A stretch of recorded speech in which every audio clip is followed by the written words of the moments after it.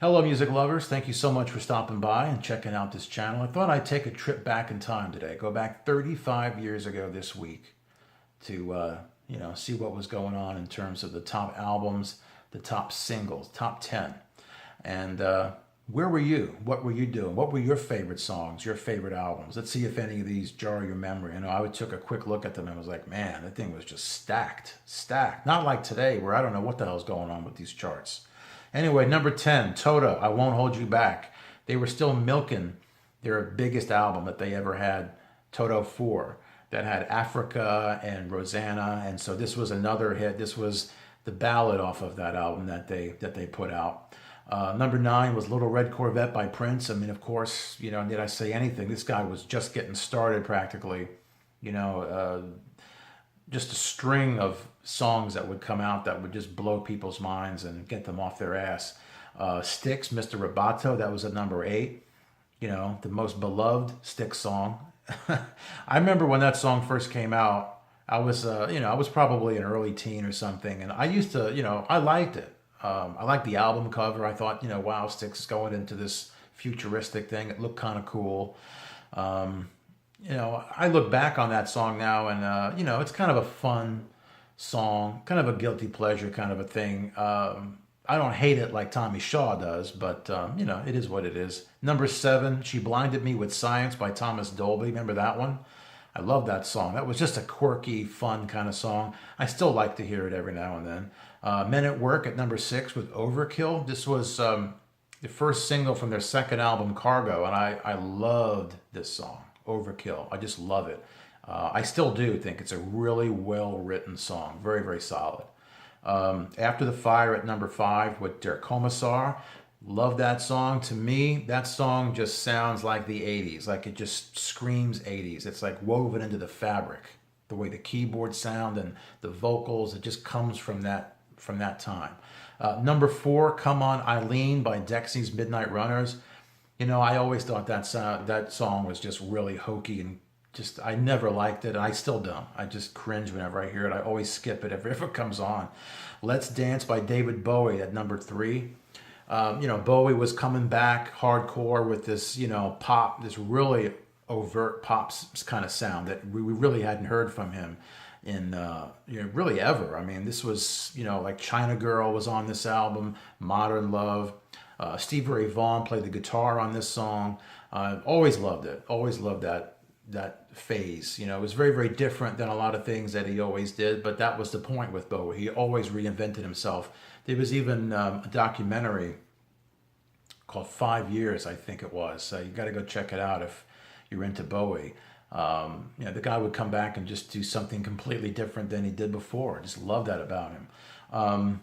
Greg Kimban at number 2 with Jeopardy. Always thought that was a fun kind of hooky song. I still do like it.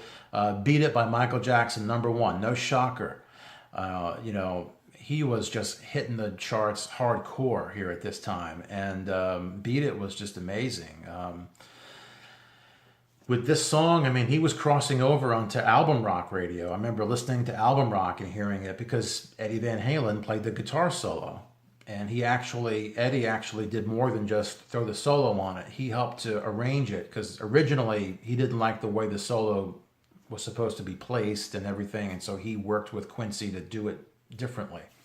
And so that was an amazing song. Now going over to the albums chart, number 10, album of the week. First week of May, 1983.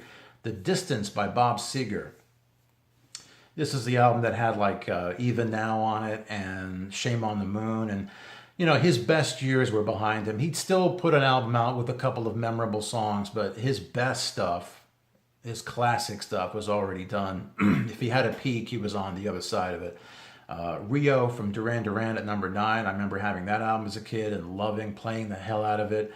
Yeah, a lot of stuff on there that's very beat, like Hungry Like the Wolf and Save a Prayer is on there, but it's a very solid album. H2O from Daryl Hall and John Oates was at number 8. That had Maneater on it. They were also in a phase where everything that they touched was gold.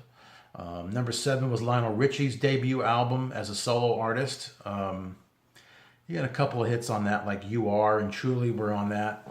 and his best solo years were coming, but he was off to a great start. He was a no-brainer, really, to leave the Commodores and go off on his own.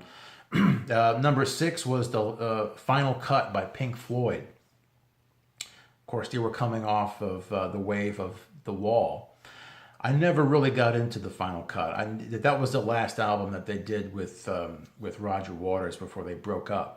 And I always thought that album was just too heavy with the Roger Waters thing. And there was one song on there that I liked called Not Now, John. But other than that, I didn't really care for it. Men at Work, Business as Usual. This was their first album. Interesting to note here. And it reminds me how I interviewed Colin Hay of Men at Work. And he was telling me about how the record, since the first album was such a huge hit, the record label wanted a second album quickly. And so they had to get Cargo out, before it was really finished. And so that's why we have Overkill from the second album on the singles chart, and Business as Usual is still, it's dropping out of the top 10, but it's still on the top 10. Love that album. Business as Usual. It's got Down Under, Who Can It Be Now, Be Good Johnny. Pretty much every song on that album is really, really good. Pyromania by Def Leppard's at number 4. That's when I first heard about these guys, and I thought it was really cool stuff. You had Photograph, Foolin', Rock of Ages, really good stuff on that album. And then you have Kilroy Was Here from number 3, our favorite album of all time, right? Even as a kid, even though I liked Roboto and Don't Let It In, I could never get into this album. I never really found anything on it. And I still don't, even now as an adult looking at it. I don't think there's anything on it aside from those 2 singles that's of any count. I think that Dennis wanted to put Styx on film the way The Who did and Zeppelin and the Beatles. He wanted to kind of get into that kind of zone, and it flopped. It really did not come off well. I mean, I give him credit for trying to do something different, but maybe because the band wasn't into it, it wasn't a strong album, and it is what it is. Number 2 was Journey's Frontiers. That's a great album. That's an album that's just stacked. The first side of that album, Single City, Separate Ways. One of my favorites, Chain Reaction, is on that. Really, really good album. Thriller from Michael Jackson at number 1.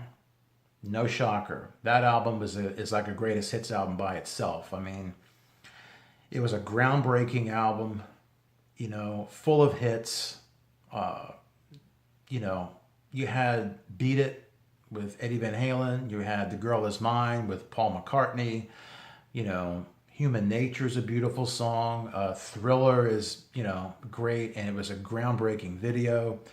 Quincy Jones handed in some masterful type of production. It's just a great album. Michael Jackson was the shit at this time.